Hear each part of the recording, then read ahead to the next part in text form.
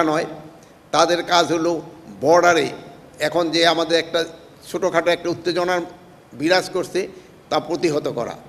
Difference আছে। During war এই BGB কিন্তু সেনাবাহিনীর সাথে কাঁধে কাঁধ মিলিয়ে যুদ্ধ করবে, কিন্তু বিএসএফের ক্ষেত্রে কিন্তু এটা নয়। আমাদের যে আমি পাশাপাশি নূতন বাংলাদেশ বিনির্মাণে সমানভাবে ভূমিকা রাখার জন্য আহ্বান জানাচ্ছি।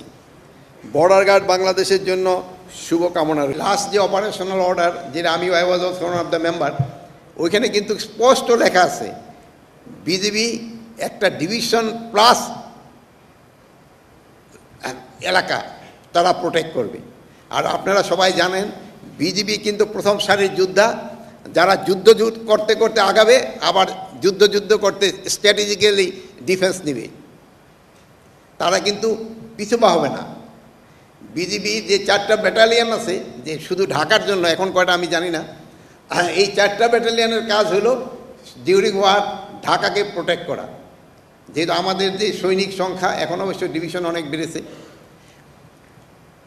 পুরা বর্ডারে কিন্তু এটা প্রায় লেগে যায়। মাজার ভাই আবার বলছেন যে অনেক সময় অনেকে এই বিজিবির বাজেট, সেনাবাহিনীর বাজেট নিয়ে অনেকে কথা বলেন।